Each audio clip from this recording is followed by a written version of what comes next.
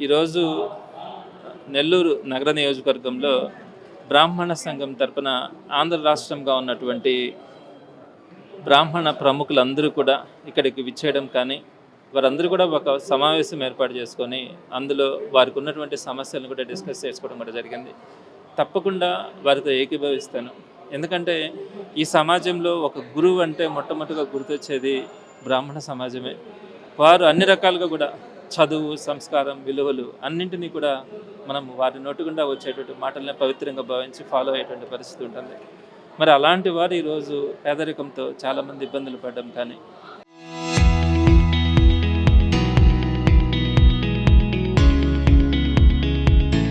అలానే రకరకాలైనటువంటి అవమానాలతో వారు ఈరోజు ఇబ్బందులు పడుతున్నటువంటి పరిస్థితిని మనం చూస్తూ ఉన్నాం.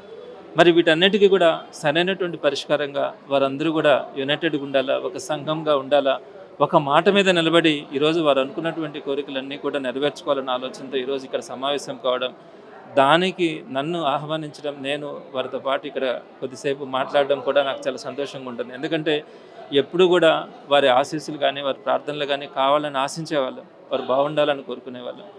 మరి వారు ఆశించేటువంటి ఆ పేదరికంతో ఉన్నటువంటి వారందరికీ కూడా సమాజంలో ఒక విలువ, గౌరవం కోసం వారు చెప్పినటువంటి అన్నింటినీ కూడా ఏ ప్రభుత్వంలో ఉన్నా, రేపొద్దున వైఎస్ఆర్సీపీ ప్రభుత్వం వచ్చినా కూడా జగన్మోహన్ రెడ్డి గారితో మాట్లాడి వారికి ఉన్నటువంటి న్యాయమైనటువంటి కోరికలన్నింటినీ కూడా నెరవేర్చడంలో తప్పకుండా ప్రయత్నిస్తానని కూడా చెప్పడం జరిగింది.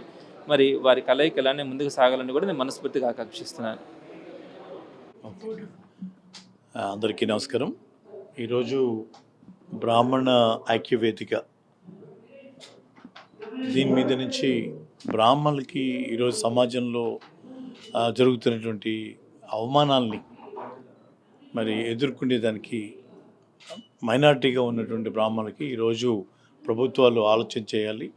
దీనికి ఒక అటాచ్డ్ యాక్ట్ని బ్రాహ్మణులు ఈ ఇబ్బందుల నుంచి బయటపడే విధంగా తీసుకురావాలనేటువంటి లక్ష్యంతో మరి ఈరోజు ఒక చర్చా వేదిక ఇక్కడ జరుగుతోంది. బ్రాహ్మణ ఘోష అనేటువంటి దాంతో ఈరోజు జరుగుతోంది. నిన్న చూశాను ఇక్కడ మన హోంమంత్రి పంతులు అని పిలుస్తూ ఉంది.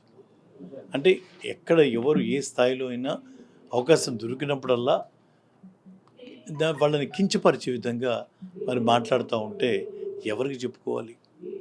ఎవరు ఈ హిందూ సమాజాన్ని కాపాడాల్సిన బాధ్యత ఎవరిది? ఆ సమాజాన్ని ఉద్ధరించాలని, బాగుపడాలని, అందరూ బాగుండాలని, సర్వేజన సుఖినో భవంతు అంటూ ప్రతి ఒక్కళ్ళు మంచిని కోరుకునేటువంటి ఈ బ్రాహ్మణుల్ని బలహీనులుగా మరి మాట్లాడుతూ ఇష్టం వచ్చిన విధంగా మరి మాట్లాడేటటువంటి దాని మీద ఖచ్చితంగా అందరం కూడా మరి సమాజం మొత్తం కూడా బాధపడుతున్నటువంటి స్థితిని ఈరోజు గమనించాం. ప్రభుత్వాల మీద ఒత్తిడి తీసుకొని వస్తాం. జరిగేటువంటి భవిష్యత్తు కార్యక్రమాలని రూపొందించుకొని బ్రాహ్మణుల ఆత్మగౌరవాన్ని కాపాడేటువంటి విధంగా తీసుకోవాల్సిన చర్యలు అన్నిటిని కూడా తీసుకోవడానికి ప్రయత్నం చేస్తామని చెప్పి తెలియజేస్తున్నాం. ఈరోజు బ్రాహ్మణ ఘోష అనే ఒక నినాదంతో నెల్లూరు పట్టణంలో సాయి కుమార్ గారు ఒక కార్యక్రమాన్ని ఏర్పాటు చేయడం జరిగింది. దానికి పెద్దలు మాజీ డిప్యూటీ స్పీకర్ గారు, నేను, ఈ రాష్ట్రంలో ఉన్నటువంటి అనేక మంది పెద్దలు, పండితులు, అలాగే వివిధ వర్గాల్లో ఉన్నటువంటి నిష్ణాతులైనటువంటి వారందరూ కూడా, ఈ సామాజిక వర్గంలో ఉన్నటువంటి వారందరూ కూడా ఈరోజు సమావేశమయ్యాం.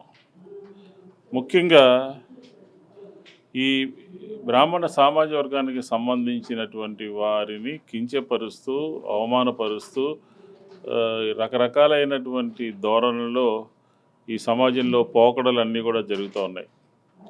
కాబట్టి ఈ సామాజిక వర్గానికి ఒక రక్షణ కవచంలాగా, ఒక ఇతర సమాజంలో ఉన్నటువంటి ఇతర వర్గాల వారు ఎవరు కూడా కించపరిచే విధంగా, అవమానపరిచే విధంగా ఉండకూడదు అనే ఉద్దేశంతో ఒక చట్టాన్ని తీసుకురావాలి, అట్రాసిటీ చట్టాన్ని తీసుకురావాలి అని చెప్పని ఆంధ్రప్రదేశ్లో, మరీ ముఖ్యంగా తెలుగు రాష్ట్రాల్లో ఒక డిమాండ్ ఎప్పటి నుంచో ఉంది. అది ఈ మధ్యకాలంలో చాలా ప్రబలీయంగా బలంగా వినపడతా ఉంది. సాయి కుమార్ గారు కూడా అనేక సమావేశాలు పెట్టి ఈ రకంగా తోటి కులస్తుల్ని, సమాజంలో గౌరవం ఉండేటటువంటి వాళ్ళని ఎవరిని కూడా కించపరచకూడదు, అవమానపరచకూడదు అని చెప్పని ఉండాలి అని అంటే దీనికి చట్టం రావాల్సినటువంటి అవసరం ఉంది. మేమిద్దరం కూడా వైఎస్ఆర్ కాంగ్రెస్ పార్టీలో ఉన్నాం.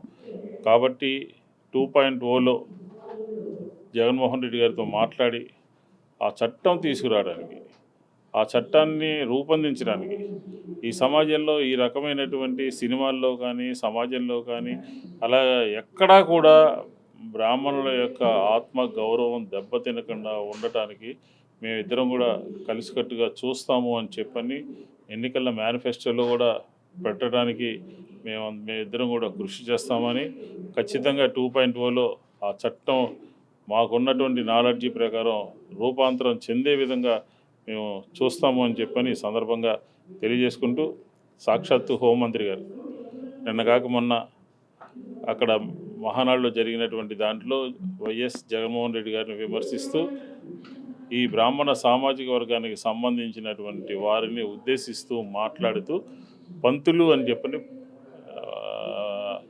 ఆవిడ ప్రసంగించడం జరిగింది. పక్కన గారు అని పెడితే, స్వామి అని సంబోధిస్తే, అంటే ఏ రకంగా అధికారంలో ఉన్నటువంటి వాళ్ళు, చట్టాలు చేయాల్సినటువంటి వాళ్ళు, ఇతర సామాజిక వర్గాలని గౌరవించవలసినటువంటి వాళ్ళు కూడా న్యూనతాభావం, తేలికైనటువంటి భావంతో మాట్లాడటం అనేది సరైనటువంటిది కాదు. ఈ బ్రాహ్మణ జాతికి ఆ రకంగా గౌరవం లేకుండా మాట్లాడినందుకు క్షమాపణ చెప్పాలి అని చెప్పని మేము డిమాండ్ చేస్తాం.